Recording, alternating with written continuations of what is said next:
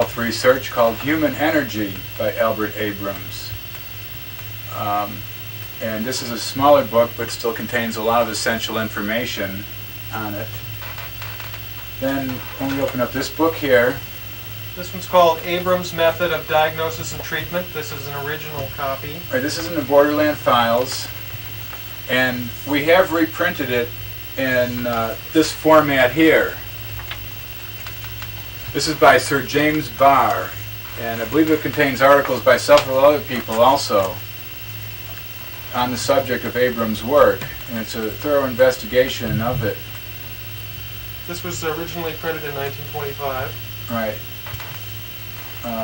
And this book here is a very interesting book, which I republished and found in my researches.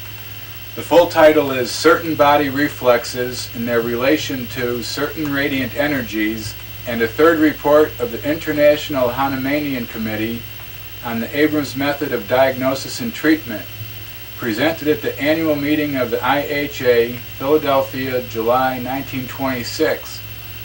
And this is a report of mechanical engineers and doctors and electrical engineers who thoroughly investigated the Abrams method and found that there definitely was a distinct and novel energy in these being manipulated by this type of equipment.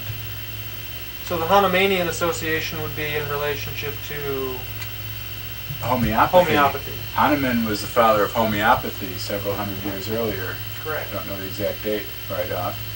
So basically, here is a report demonstrating the early relationship and interest of the homeopaths with what became the radionic method.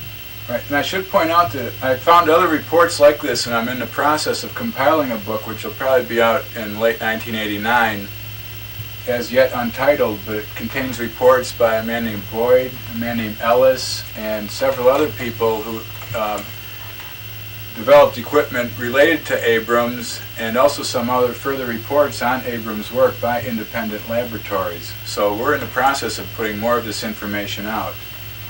And here we have from our files, used to belong to a Dr. Leonard Chapman from Vista, and this is Dr. Abrams' Atlas. And this is basically put together by copyright 1940 by Thomas Coulson. Thomas Coulson was Albert Abrams' electrical engineer and built a lot of the equipment.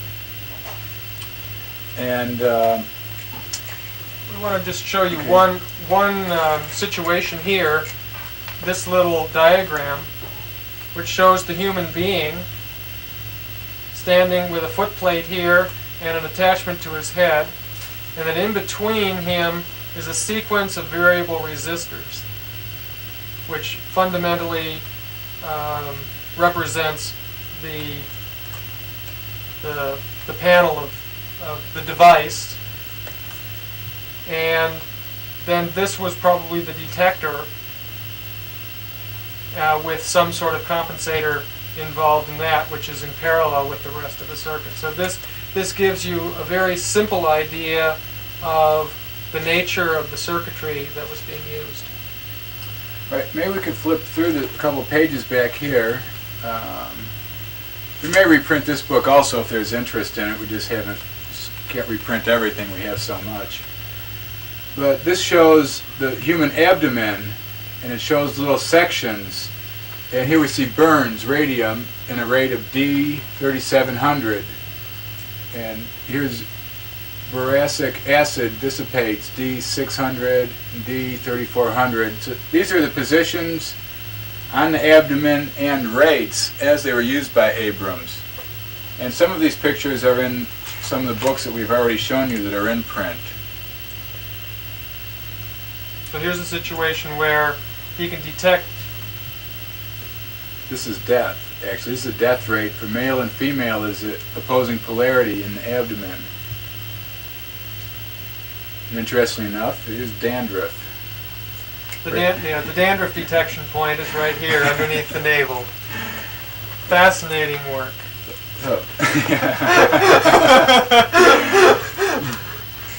And this book here, Molecular Radiations by Thomas Coulson, also printed by Health Research, and all these Health Research books are also available through Borderland, and we'll give Health Research's address as we go through the video because they've really done a fantastic job in reprinting a lot of this old material themselves. And we'll give their address for people that want to check out. They've published over 1,000 books themselves, in contradistinction to about the 80 that we've published in this area. And also at the printer right now is another book by Thomas Coulson we have called Introduction to Electronic Therapy, which is a smaller book which probably predates this one here and has basic schematics and rates in there. So that'll be a pretty handy primer for people that want to work on this equipment. And one interesting thing about Thomas Coulson is he was the editor of what was called the Electronic Medical Digest, which grew out of the work of Albert Abrams and the early radionics pioneers. But not so much radionics, but we could say the ERA, electronic reactions pioneers. Now in the late 40s, we have a collection of the old Electronic Medical Digest in our files.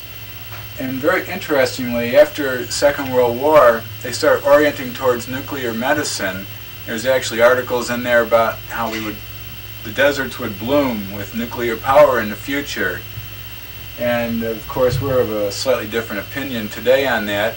But we should note that Fred Hart, who took over the publication from Thomas Coulson, later turned that publication into what's now the Health Freedom News, published by the National Health Federation, which was founded by Fred Hart, who was a student of Albert Abrams.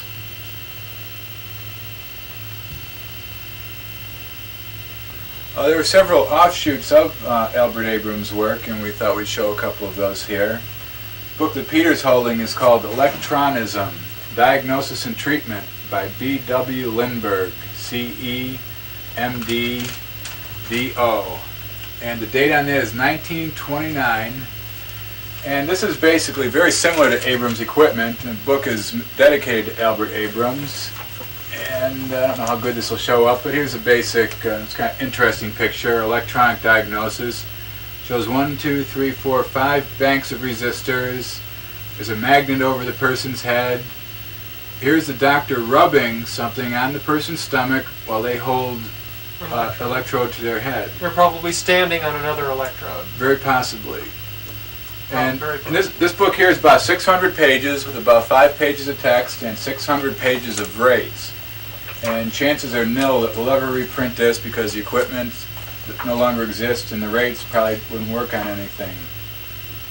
Or if any researchers ever really did need any of this material, we can always make it available to those that want it, and that's our purpose of doing this video here, is to get the information available. What we wanted to show with this book was that by 1929, an extremely extensive system of rates for every little part of the body, muscle, tendons, right hand, neck, upper quadrant, lower quadrant, wrist, fingertips, on and on and on and on and on, just massive, extensive, on and on, rates, systems. This is a good book to read when you want to go to sleep at night. Really, it's worse than the telephone book, really.